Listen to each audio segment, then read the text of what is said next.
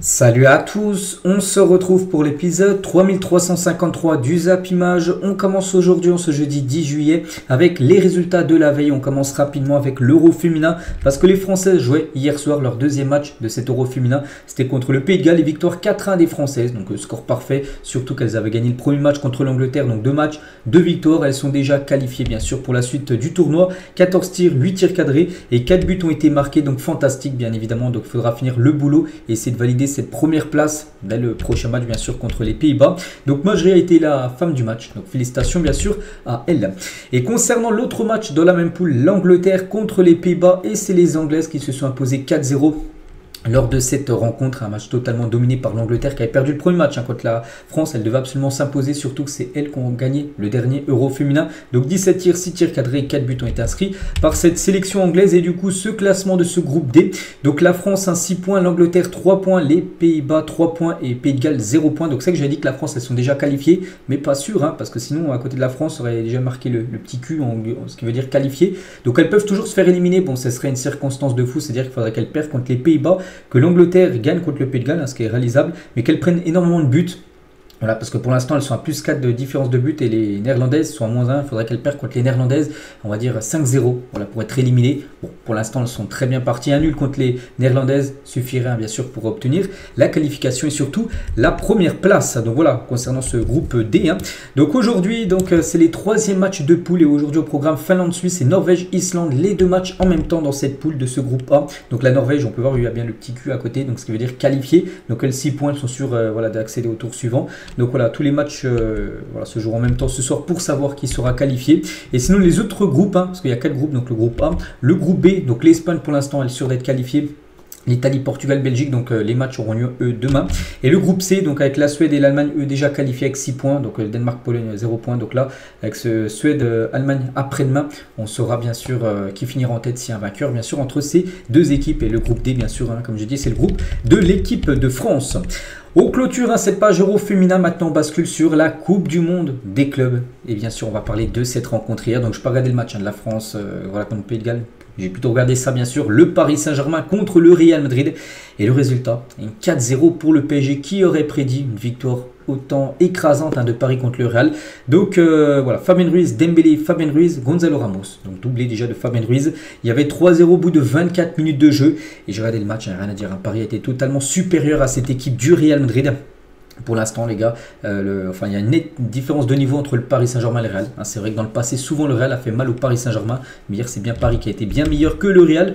Voici les statistiques de la partie. 68% de possession de balle pour le PSG. 17 tirs, 7 tirs cadrés. Et 4 buts ont été marqués côté Real Madrid. Seulement 32%. Il y a eu 11 tirs, mais seulement 2 frappes cadrées. C'est-à-dire il y a eu 9 tirs hors cadre. Donc Donnarumma a pratiquement rien eu à faire de la rencontre. Les XG, 2.52 pour le PSG, 0.71 pour le Real. Donc voilà, la victoire est totalement logique et méritée du Paris Saint-Germain du coup qui se qualifie. Voilà, pour la grande finale de cette Coupe du Monde des clubs, donc grandiose, c'est la meilleure saison de l'histoire du Paris Saint-Germain, bien évidemment. De toute façon, avec la Ligue des Champions remportée, on sait que là c'était du bonus, la Coupe du Monde des clubs, et le PSG atteint comme la finale. En plus, avec un parcours très compliqué, il y avait l'Atlético en match de poule. Il y a eu ensuite, par exemple, des clubs comme le Bayern, comme le Real. Et bien, Paris est en finale. Ils ont éliminé tout le monde, c'est fou. Donc, la une du journal L'Équipe aujourd'hui, un régal. Voilà, cette équipe parisienne, parce que ça joue très très bien. Vraiment, moi, je prends vraiment énormément de plaisir à suivre ces matchs du PSG, parce que le jeu est fluide, il y a des occasions, il y a des buts. C'est fou ce qui se passe actuellement. On ne pensait pas que le PSG allait avoir un niveau aussi élevé quand même que ce qu'il montre actuellement. C'est fou. Et officiel, du coup, le PSG jouera la finale du mondial des clubs, donc saison historique bien évidemment. Donc voilà ce tableau final, donc côté gauche donc Chelsea, côté droit c'est le PSG qui va jusqu'au bout. Donc maintenant il ne reste plus qu'un match, bien sûr, cette grande finale qui se jouera de nouveau dans ce MetLife Stadium, ce stade où s'est joué les deux demi-finales. Donc ça sera un Chelsea Paris Saint-Germain. Donc oui, sur le papier le Paris Saint-Germain est favori vu ce qu'il montre actuellement, mais attention à Chelsea, une équipe bien sûr toujours coriace que personne ne va affronter. C'est une très très belle rencontre. Voilà, on verra bien sûr, on attend de reparler de ce match qui aura lieu dimanche soir 21h concernant cette rencontre.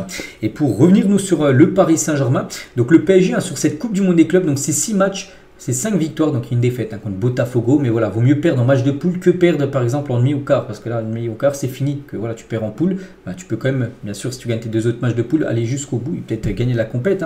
Donc 16 buts marqués. Donc meilleure attaque de cette Coupe du Monde des clubs. Et seulement un but concédé. Bah, le but pris de Igor Jesus, l'attaquant de Botafogo. Voilà. Donc il y a eu 5 clean sheets. Pas de but pris contre le Real. Pas de but pris contre le Bayern. Pas de but pris non plus contre Miami ou Seattle ou même contre l'Atlético. C'est quand même très très fort comme cette équipe parisienne qui laisse que des miettes bien sûr à ses adversaires. Et record parce que bien sûr le PSG là, cette saison c'est une saison record. Donc le Paris Saint-Germain enregistre sa 48e victoire de sa saison. Donc le match d'avant contre le Bayern c'était la 47e victoire. Donc c'était ex aequo avec la saison 2015-2016 où Paris pareil a gagné 47 victoires. Donc là, ils sont à 48 victoires. Donc c'est la saison, en gros, un record dans l'histoire du club. Il reste encore un match pour finir cette saison. La finale en cas de victoire. Ben, ça sera la 49e victoire de la saison pour le Paris Saint-Germain. Bien sûr, c'est du jamais vu. Donc les 4 derniers matchs du PSG face à des clubs européens. Regardez quand même ces résultats. Donc hier 4-0 contre le Real, on parle quand même du Real Madrid. 2-0 contre le Bayern, 4-0 contre l'Atlético. Les 2 équipes de Madrid, dans l'espace d'un mois, le PSG a posé un 8-0 score cumulé. Je ne sais pas si vous vous rendez compte, c'est fou. Et l'Inter Milan en finale Ligue des Champions 5-0. Voilà, ce n'est pas des victoires 2-1, des victoires à l'arraché. C'est des victoires des 5-0, des 4-0. Voilà, c'est très très fort ce que montre actuellement le Paris Saint-Germain. Je ne sais pas si vous vous rendez compte les gars, mais le PSG a un niveau très très haut actuellement. Et le PSG, si même on revient un peu plus tôt encore dans la saison, des matchs contre Arsenal, contre Liverpool, même ça a été compliqué à la fin, bien sûr c'est Paris qui s'est imposé, Aston Villa où on se souvient ça a été très compliqué, City tout ça au score cumulé, voilà, Paris a terrassé beaucoup de clubs, et surtout des clubs anglais, donc Liverpool, City, Aston Villa, Arsenal, les 3 premiers de la première ligue de la saison dernière, le PSG les a éliminés, donc là ils vont affronter le 4e de la saison dernière, donc Chelsea en finale, on verra si Paris va de nouveau battre une équipe de première ligue, et tout Paris rêve d'un quintuplé historique, parce que déjà avec la Ligue des Champions remportée, c'est une saison historique, mais si tu rajoutes la Coupe du Monde des clubs, voilà, ce sera très compliqué bien sûr dans le futur à faire une saison aussi bien que ce que va peut-être réaliser le Paris Saint-Germain. Il y a ça bien sûr, il y a aussi la Super Coupe de l'UEFA en août prochain contre Tottenham. Voilà, si Paris gagne encore ces 2 trophées, parce que la saison les gars n'est pas finie. Bon, il reste la Coupe du Monde des clubs, déjà la finale. Et après, vacances, mérité, parce que là les joueurs ont besoin de souffler, les gars, c'est pas possible de faire plus de 65 matchs dans la saison. Mais après, en août, il y a dans à peu près un mois, je crois que c'est aux alentours du 10. Donc là on est le 10 juillet, donc le 10 août. Et déjà un match contre Tottenham, voilà, donc peut-être encore un trophée à remporter pour l'équipe parisienne. Conférence de presse de Luis Enrique, même lui il est choqué du niveau du PSG, il a dit jamais on avait pensé atteindre ce niveau, on est exceptionnel, il avait dit de toute façon qu'il faut du temps, voilà, mais jamais il pensait que son équipe allait être aussi forte, parce que Paris les gars quand même très très fort actuellement, il a dit nous sommes à un pas d'écrire l'histoire en devenant la seule équipe française à avoir remporté tous les titres, bien sûr, et il parle d'Ousmane Dembélé, donc est notre meilleur joueur, il est exceptionnel, unique, incroyable, un joueur qui change tout, n'importe quel fan de football peut admirer le voir jouer au football. Donc les mots de Luis Enrique pour ce numéro 10. Il dit tout simplement que c'est son meilleur joueur. Bien sûr, c'est un joueur qui mérite le ballon d'or. On en reparlera un peu après, bien sûr, de Dembélé. Il a eu un petit mot aussi sur Xabi Alonso, les gars, avec cette gifle 4-0. Il a dit la grande classe de Luis Enrique, tout d'abord envers Xabi Alonso. Il n'a rien à prouver, il a besoin d'une pré-saison. Son projet vient de démarrer. Je travaille sur mon projet depuis 2 ans. C'est incomparable, bien sûr, parce qu'on sait que Xabi Alonso il est arrivé un peu en urgence pour remplacer Ancelotti. Il a pris l'équipe il y a à peu près 3 semaines. Donc il a dit qu'il lui faut vraiment une pré-saison vraiment pour mettre en place ses idées. Parce que voilà, lui, Luis Enrique, ça fait déjà 2 ans qu'il est là. Et là, on sent vraiment la patte Luis Enrique. On se dit que voilà, c'est le meilleur entraîneur de l'histoire du PSG, ça de loin. Et là, tu vois vraiment ce qu'il apporte à cette équipe. Tous les autres entraîneurs, on peut voir, ils ont échoué. Et lui, les gars, il a réussi à faire des choses que des fois on critiquait. Les journalistes critiquaient tout ça. Puis en fait, non. Il avait totalement raison, bien sûr. Luis Enrique. Et d'après Marca, les gars, donc le ballon d'or cette saison, c'est Luis Enrique. C'est vrai qu'il mériterait Luis Enrique, mais bon, il ne peut pas le remporter. C'est pas un joueur. C'est ni Lamine Yamal, ni Dembélé, ni Vitinha. La véritable star, c'est Luis Enrique. C'est celui qui a construit la machine du football, de football parfaite. Voilà. Tout le monde joue bien du côté de Paris, ça défend, ça attaque, c'est fluide, c'est magnifique. C'est magnifique ce qu'est en train de réaliser quand même l'équipe parisienne. Et Enrique, tiens, pour revenir sur Dembélé, donc c'est le meilleur joueur de la saison. Il mérite de tout gagner, bien sûr, à tout gagner.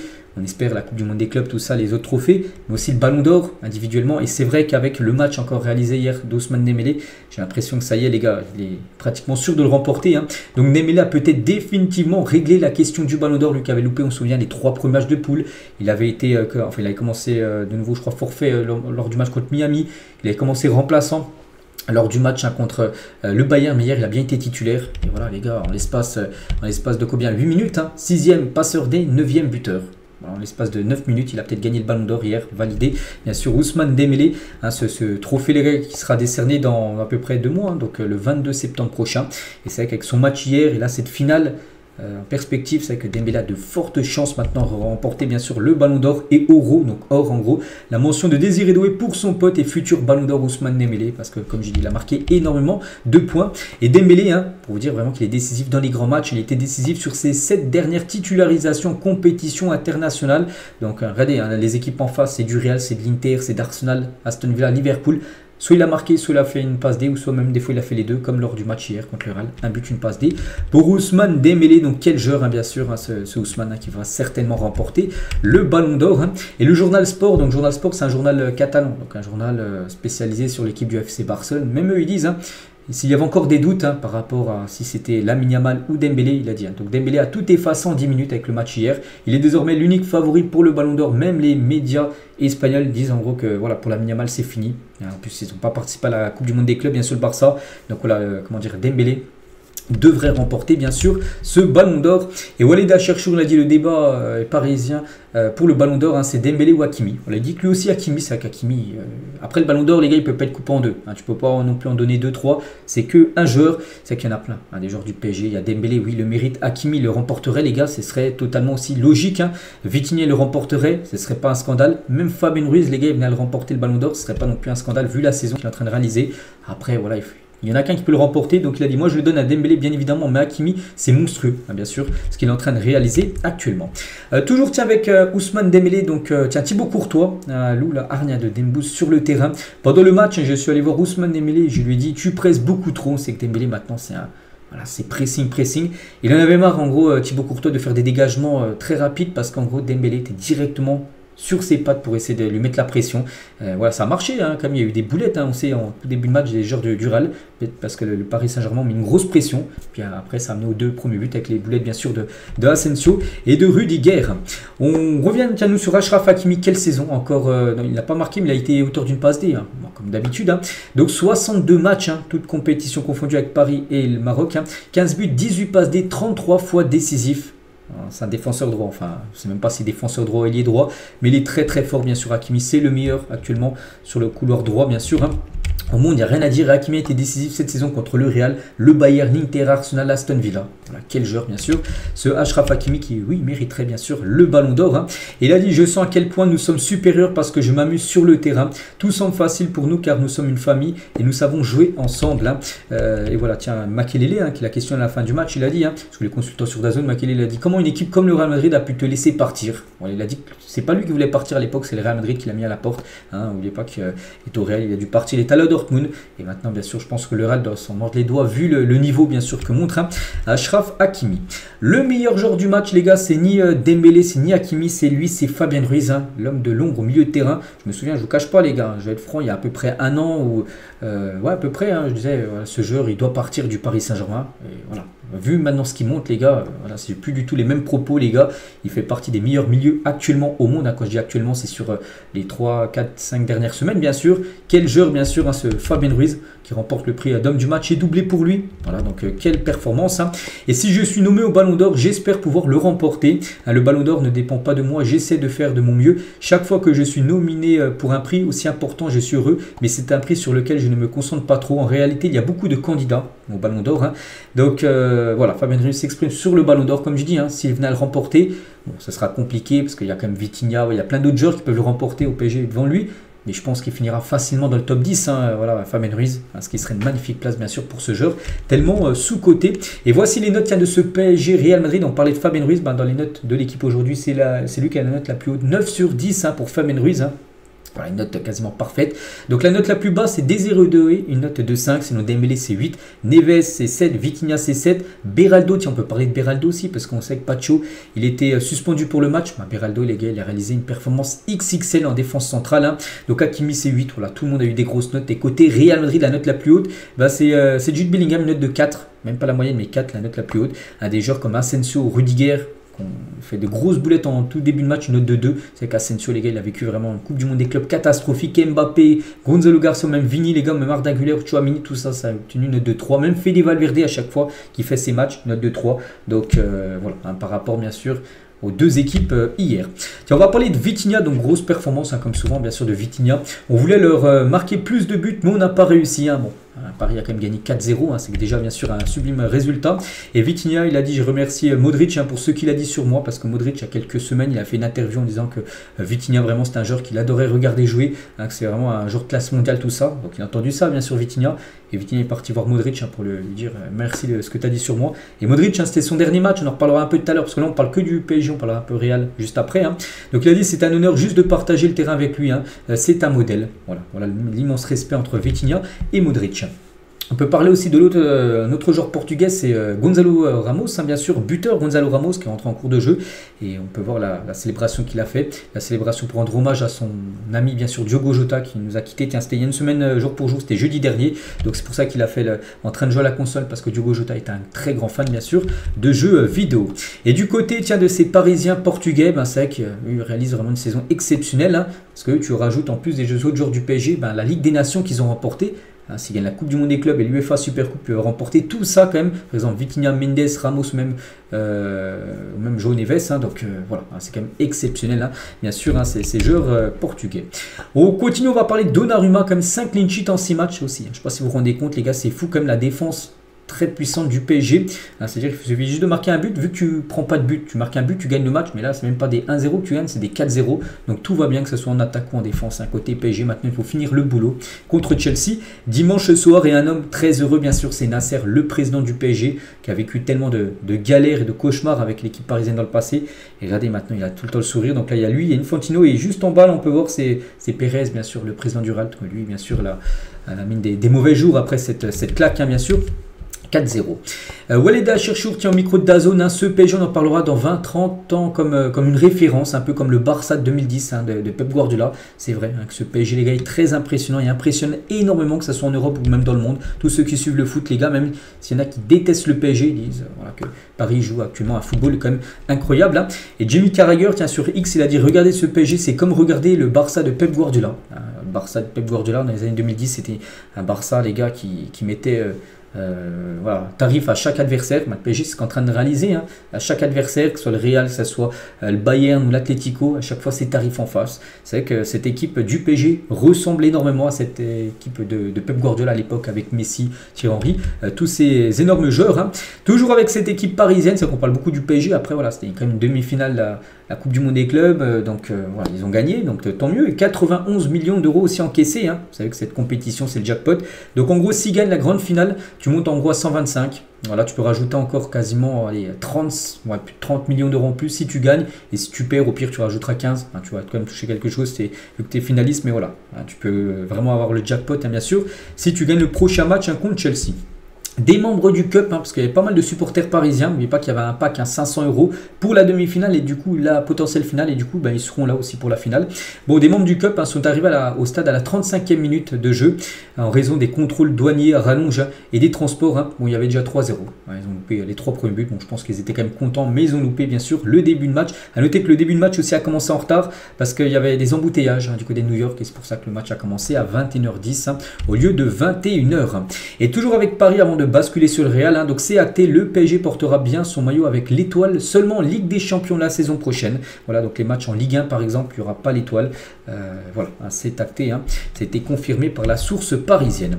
On bascule maintenant, on va parler du Real Madrid. Hein, on a fait la tournée autour de la page du PSG. Donc maintenant côté Real, fin de saison pour le Real Madrid, c'était le dernier match. Hein.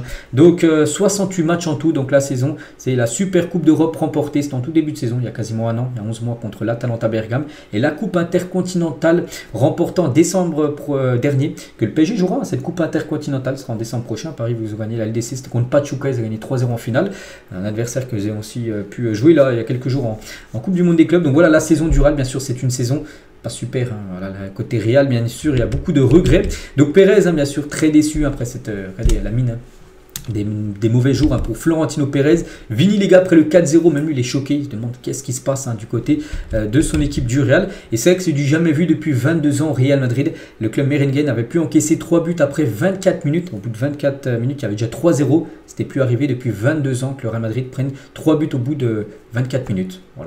Voilà, pour montrer quand même la performance XXL du Paris Saint-Germain. Et Xabi Alonso, bien sûr, il est en conférence de presse, il a dit le PSG est un projet qui existe depuis longtemps. Nous, on vient de débuter. Donc Xabi Alonso appelle à la patience après la gifle face au PSG. Donc on va progresser, c'est un adversaire très fort qui en a fait souffrir d'autres. Notre niveau n'était pas suffisant, mais cette Coupe du Monde des clubs nous a permis de tirer des points positifs. Il dit que quand même il ressort gagnant de cette Coupe du Monde des clubs. Bon, il ne gagne pas la compète, mais il a retiré des points positifs, bien sûr, par rapport pour préparer la nouvelle saison. Toujours avec Xabi Alonso, donc nous pouvons nous améliorer, il y a beaucoup de marge. Nous avons trouvé des points positifs, nous repartons avec une meilleure équipe que c'était en tout début de Coupe du Monde des clubs. Il a été aussi questionné par rapport à Rodrigo, qu'il n'a pas fait jouer. Je ne l'ai pas fait jouer pour une décision technique. Ce n'est pas une question d'avenir. Ce n'est pas parce qu'il va peut-être partir du coup qu'il ne l'a pas fait jouer pour pas risquer une blessure. Non, il a dit nous pensions que nous serions mieux lotis avec d'autres joueurs. Et du coup il ne l'a pas fait jouer. C'est que pour la 5e fois quand même de suite, Rodrigo démarre sur le banc avec le Real. Voilà, on se dit que Rodrigo, les gars, c'est déjà qu'on en parlait beaucoup avant là, ces derniers jours, ces dernières semaines sur un départ. On se dit, voilà, 5 fois remplaçant qui ne rentre plus du tout, bien sûr, dans les plans de Xabi Alonso. Ça sent le départ, bien sûr, pour le joueur brésilien. On va parler d'un autre brésilien, c'est Vini Junior, qui n'a pas existé face à Nuno Mendes. Avec Nuno Mendes, les gars, il en a mis plein dans ses poches, que ce soit lui. Vini, Lamine Yamal aussi, tiens, en finale de Ligue des Nations, plein d'autres joueurs. Et voilà, Nuno Mendes actuellement est de loin, je pense, le meilleur défenseur gauche du monde. Et Vini, les gars, mais il a galéré. Vini, bien sûr, parce qu'il a joué ailier droit. Vini, c'est Mbappé qui a commencé ailier gauche et Gonzalo Garcia a commencé dans l'axe. Et la première mi-temps de Vini sur le côté de Nuno Mendes, 0 tir, 0 dribble, 0 centre, 0 duel gagné, 0. Voilà, 0 en gros. Il était tout simplement trop... voilà, Nuno Mendes l'a complètement, on va dire, transformé en fantôme parce qu'on l'a pratiquement pas vu. On va parler aussi de Mbappé. C'est que Mbappé, c'est un match spécial pour lui. C'est que les retrouvailles ont souri au PSG. Donc il quitte le PSG il y a un an. Paris remporte la Ligue des Champions, là, il y a à peu près un mois. Paris en finale de Coupe du Monde des clubs en battant le Real Madrid de Kylian Mbappé 4-0. C'est vrai qu'on se dit, que voilà, la page est tournée bien sûr pour Kylian Mbappé, mais il doit être très très déçu bien sûr voilà, de la défaite. Et je pense qu'il doit avoir un petit peu aussi à travers la gorge que Paris remporte la Ligue des Champions une année après. Bien sûr, son départ, et en Espagne, Mbappé, les gars, se fait allumer de tous les côtés par rapport à son match. Donc le journal AS, donc ce n'était pas son grand soir et ça n'a jamais été proche de l'être. Il a débarqué aux États-Unis avec l'intention d'entrer dans la course au Ballon d'Or. Personne ne parle de lui dans ce débat. Voilà.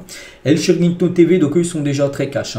Mbappé va devoir changer d'attitude ou il va devoir partir. Chiringuito TV, souvenez-vous, c'était Pellegrino qui disait tic-tac, souvenez-vous, pour l'arrivée d'Mbappé. Donc maintenant, ça parle de il va devoir partir s'il ne change pas d'attitude. Voilà. Et le journal Sport, donc Luis Enrique prouve à Mbappé qui avait raison. Donc Sport, c'est plutôt un journal catalan, donc eux ils disent plutôt, voilà, ils mettent en avant Luis Enrique, bien sûr, l'ancien coach du Barça, qui a fait mal bien sûr à cette équipe du Real. Et le journal AS, toujours avec les journaux espagnols, donc Mbappé a atterri aux États-Unis. Voilà, c'est plutôt là, donc soit Mbappé ou Vini changent leur attitude, soit l'un d'eux va partir. Donc le caractère de Mbappé n'est pas celui de Ronaldo, dit un journaliste, bien sûr. Il n'a pas la mentalité à la Cristiano Ronaldo. Voilà en gros ce qu'on lui reproche également du côté de cette équipe du Real. Et un autre journaliste espagnol, donc Dembélé mort comme jamais alors qu'au Barça c'était un lampadaire, montre la vidéo à Vini et Mbappé pour qu'ils apprennent. Donc le PSG était une meute de loups affamés alors que le duo d'attaque du Real Madrid regardait avec recueillement les Français avancer sans opposition jusqu'à la zone de Courtois. Le football d'aujourd'hui, quelle que soit la qualité technique, c'est mordre en gros. Et voilà, donc actuellement l'équipe qui mord le plus, comme les propos de Thomas Roncero, c'est bien sûr le Paris Saint-Germain. Jérôme Roten, tiens, donc lui c'est la spéciale Mbappé ce soir. Je cours tout droit, je pousse le ballon et je perds le ballon. Voilà, en gros, c'était la spéciale bien sûr de Kylian, parce qu'on sait qu'Mbappé, c'est pas un joueur dans les petits espaces. Lui, il lui faut des grandes profondeurs voilà, pour vraiment exprimer vraiment son talent, la vitesse. Et voilà, en gros, hier, il prenait le ballon, il le poussait, puis il le perdait directement. Bien sûr, vu que le PSG, bien sûr, était très fort défensivement. Et toujours avec Mbappé, donc ça y est, fin de saison pour lui. Il va enfin pouvoir couper avec le foot. Lui qui a fait quand même une longue saison. S'aérer l'esprit, se reposer, revenir avec appétit début août pour la nouvelle saison. Il a joué ses 3 derniers matchs en étant aussi amoindri. N'oubliez pas que les gars, il a été malade. Il a perdu 6 kilos. Voilà, il n'avait donc pas les jambes pour faire les différences aussi, Kylian Mbappé. C'est vrai que rien que sur les photos, je ne sais pas si on arrive un peu à voir les photos là, l'impression vraiment ça se voit qu'il a perdu du poids, l'impression qu'il est voilà, il n'a pas son poids de forme qu'il avait il y a encore quelques mois parce qu'il a perdu beaucoup de poids par rapport à sa gastro qu'il a eu il y a quelques jours.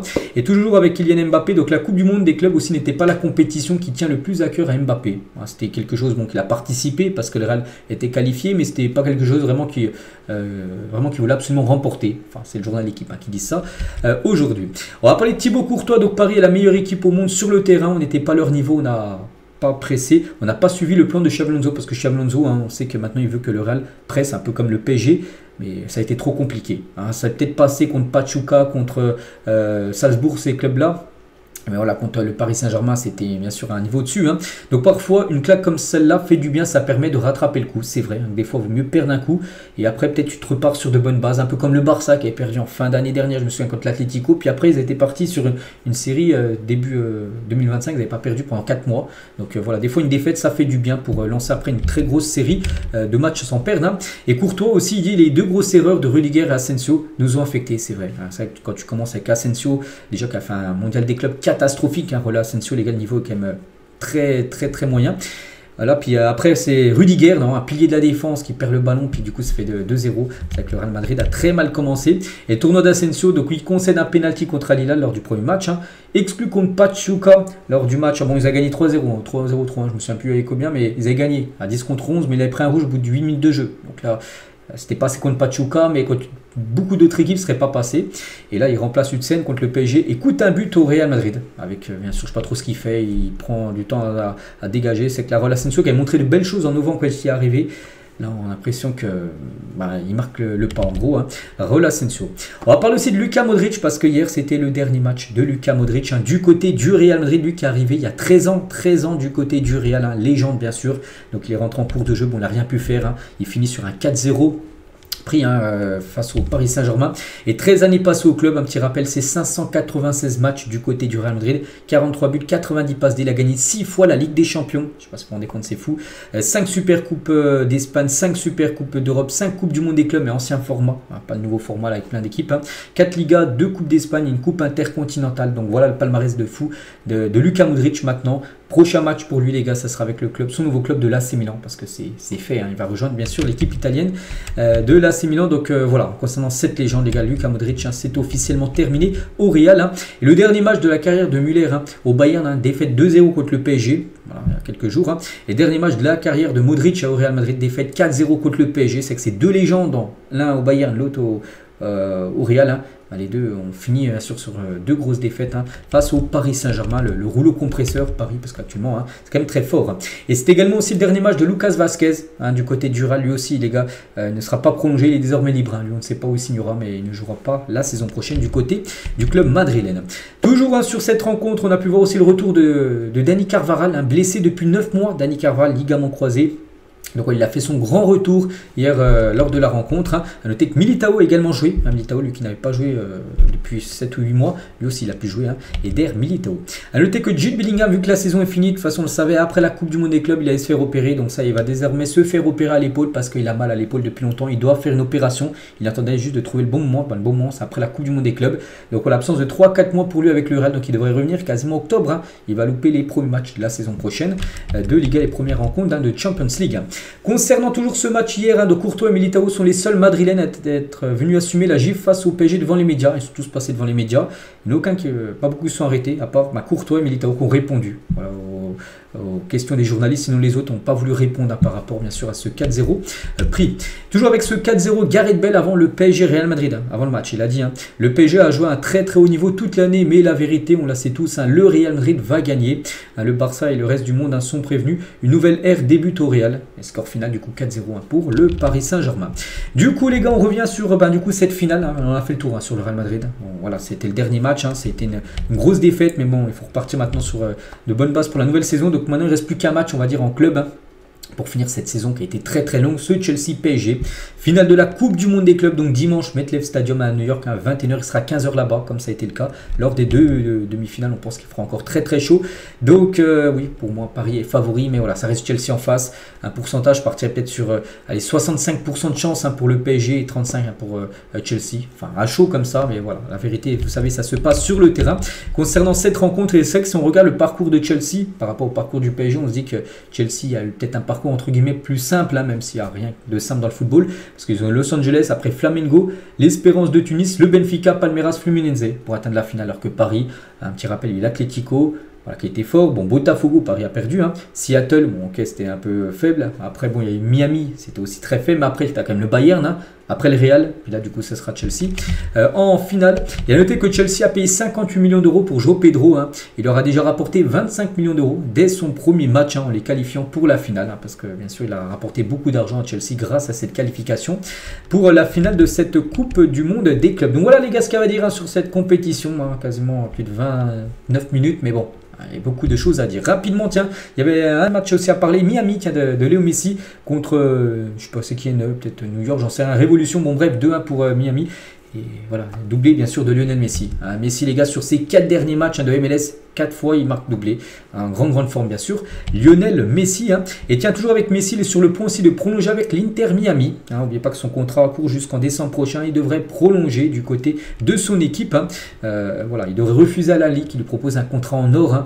Avant la Coupe du Monde, non, lui il préfère rester bien sûr du côté de Miami. Et à noter que son grand ami, hein, et ange gardien, parce qu'on sait qu'il aime bien le surveiller, hein, c'est Rodrigo de Paul, hein, veut rejoindre l'Inter Miami seulement en cas de prolongation de contrat de Messi. Hein, si Messi venait à partir, de Paul il ne veut pas la Miami, hein. Il veut aller à l'Inter Miami parce qu'il y a Messi, et si Messi prolonge, il y a de fortes chances de voir Rodrigo de Paul signer du côté de cette équipe. On parle aussi rapidement les gars, parce qu'on a parlé beaucoup de la Coupe du Monde des clubs, mais aussi plein d'autres infos à parler. Rapide, tiens aussi Lyon les gars, hier passé devant la DNCG, ça y est Lyon. Bon, je m'en doutais de toute façon que ça allait finir comme ça. Voilà, Lyon est maintenu en Ligue 1. Hein, la plupart savaient qu'ils allaient trouver de l'argent. Donc voilà, il n'y a pas de souci, ils ne descendent pas en Ligue 2, ils seront bien en Ligue 1. La saison prochaine, c'est officiel. Hein, voici le communiqué, hein, je ne vais pas tout lire. Mais voilà, Lyon, bien sûr, se félicite en gros de la décision redue voilà, ce jour par la DNCG de maintenir le club. Hein. Et Michel Kang, parce que c'est elle qui a représenté Lyon. Hein, ce n'était pas John Textor, hein, qui a démissionné, n'oubliez pas Textor. Hein. Donc soulagé après le maintien de Lyon en Ligue 1. Donc cela a été rendu possible grâce au travail acharné de toute l'équipe, de nos prêteurs et de nos actionnaires. Hein. On a travaillé 24 heures sur 24. Je suis fier de ce qu'on a pu accomplir, bien sûr, et de laisser Lyon, on va dire, en Ligue 1, là où doit jouer bien sûr Lyon et non en Ligue 2. Hein. Et Lyon pourra du coup recruter avec un encadrement de la masse salariale et des indemnités de mutation. Gros soulagement à Lyon. Ils pourront recruter, mais ils ne pourront pas faire n'importe quoi. Pas des folies bien sûr sur le mercato. Ça sera un truc très limité s'ils prennent des joueurs bien sûr, hein, l'équipe de l'OL. Hein. Et pas de souci, Lyon disputera du coup bien la Ligue Europa, parce qu'on ne savait pas s'ils allaient être là en Ligue 1 ou en Ligue 2. Non, ils seront bien en Coupe d'Europe également. La saison prochaine, il y aura bien l'Olympico contre Marseille, un 31 août. Hein. Troisième journée, ça sera Lyon-Marseille et le 1er mars 2026, hein, l'Olympique de Marseille au Vélodrome recevra Lyon. Le premier match, hein, de Lyon sera bien un déplacement à Lens. Hein. Ils retrouveront Pierre Sage, hein, leur ancien coach, hein, le 17 août prochain, tiens, dans un mois. Et une semaine exactement.